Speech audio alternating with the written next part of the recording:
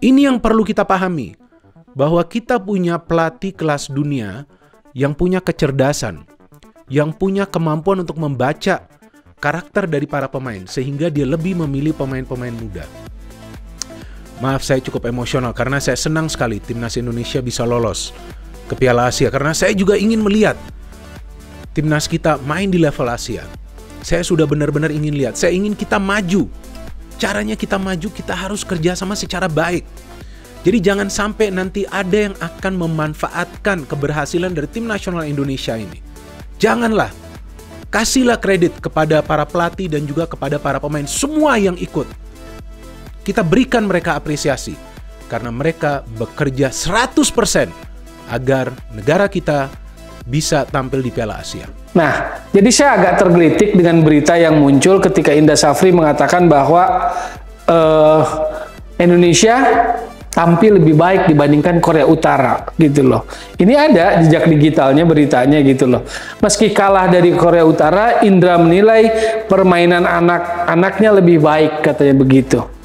Kalau jujur melihat pertandingan Indonesia dengan Korea Utara, kita kalah gol iya, tapi mana yang berkualitas, Korea Utara atau Indonesia dari hasil pertandingan tadi? Nah ini, kalimat ini, pernyataan ini agak mengusik.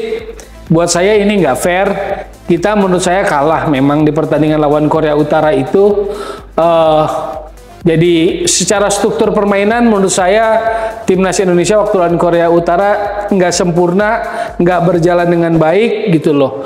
Saya ngelihat waktu lawan Korut. Tapi kok bisa-bisanya Indra Syafri menilai bahwa permainan Indonesia lebih baik dari Korut. Nah ini yang menurut saya sih kalimat-kalimat atau ngeles yang nggak fair lah, nggak fair play lah, nggak fairness lah. Menurut saya overall di pertandingan itu kita memang kalah dari Korut, gitu loh. Secara permainan, intensitas, strength kalah dari Korut, tekanan, ancaman jauh lebih banyak ke gawang kita. Timnas kita overall, sekali lagi saya ulangi, gagal bisa mendekati mengancam area pertahanan Korut. Tapi kok bisa-bisanya dianggap bagus, gitu loh. Dan itu yang membuat Erik ingin duduk, bukan untuk memutuskan.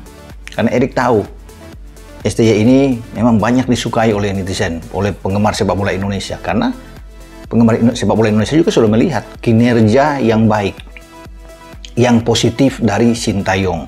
Sehingga dia perlu diberi kesempatan.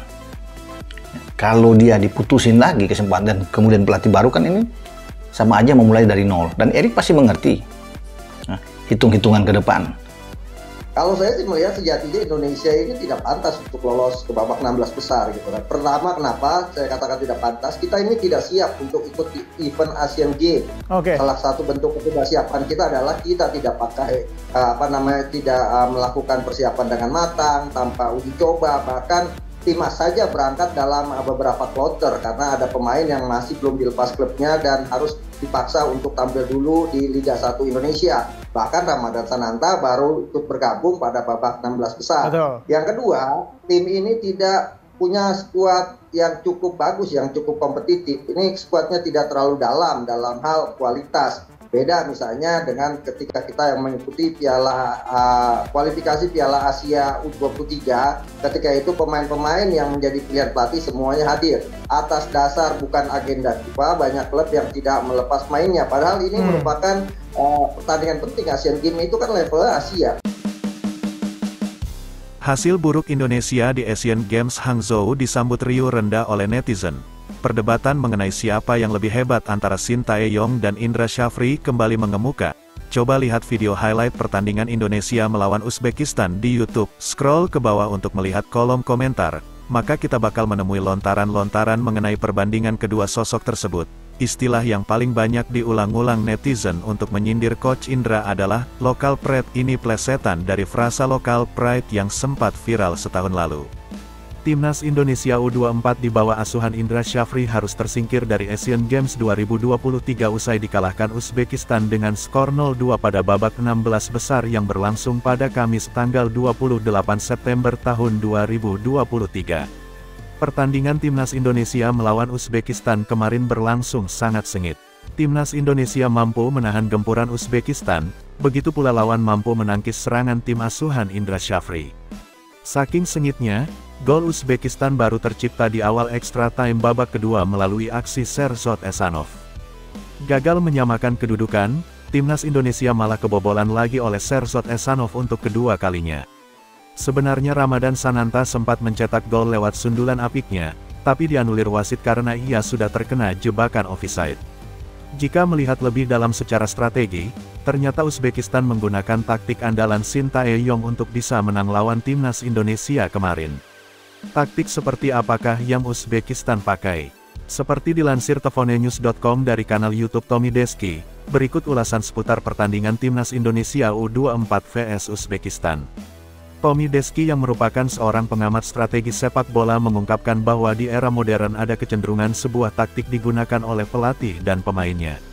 Kalau kita bicara permainan sepak bola, jika sulit menciptakan sebuah gol, memecahkan kebuntuan lewat permainan open play atau build up dari penjaga gawang, back, lini tengah, sampai lini depan, di dunia sepak bola sekarang perubahan terjadi, ungkap Tommy Deski. Taktik tersebut adalah menggunakan situasi set piece atau bola-bola mati seperti tendangan sudut hingga lempatan ke dalam. Maka manfaatkanlah situasi set piece atau transisi, kata Tommy Deski. Hal ini terbukti dari terciptanya gol pertama Uzbekistan ke gawang timnas Indonesia yang berawal dari situasi tendangan sudut. Kita lihat gol pemecah kebuntuan Uzbekistan ke gawang Indonesia itu dari skema set piece, ujar Tommy Deski. Dari skema build up, Uzbekistan ini sudah frustasi mereka. Banyak banget mereka melakukan tendangan, ada 28 kali, on target 12 kali, lanjutnya. Akibat kesulitan menembus pertahanan kokoh timnas Indonesia, Uzbekistan akhirnya memanfaatkan situasi set piece untuk mencetak gol. Dari sisi defensif pun Indonesia luar biasa harus aku apresiasi, 4 back dan penjaga gawang dan pemain lainnya, kata Tommy Deski. Ternyata, mencetak gol lewat situasi set piece merupakan taktik andalan yang sering digunakan oleh Shin Tae-yong bersama timnas Indonesia. Tommy Deski sendiri sudah banyak mengulas soal taktik Shin Tae-yong memanfaatkan situasi set piece. Dalam salah satu video saat STY bersama Erick Thohir pun terlihat ada belasan taktik set piece yang digunakan pelatih asal Korea Selatan itu. Kurang lebih 2 minggu yang lalu, kita membahas apa yang dilakukan oleh Shin Tae-yong dari sisi set piece bersama timnas Indonesia yang beliau latih, ujar Tommy Deski. Banyak variasi-variasi set piece, belasan, lanjutnya. Bahkan di antara taktik andalan Shin Tae-yong yang sempat viral di Asia adalah mencetak gol lewat situasi lemparan dalam. Taktik yang menjadi andalan Shin Tae-yong ini memang sudah terbukti sangat akurat karena menurut data pun mayoritas gol tercipta di sepak bola modern bermula dari situasi set piece. Menurut data, sejak 2018 sampai sekarang ini, 70-80% gol itu berasal dari situasi set piece dan transisi, ungkap Tommy Deski.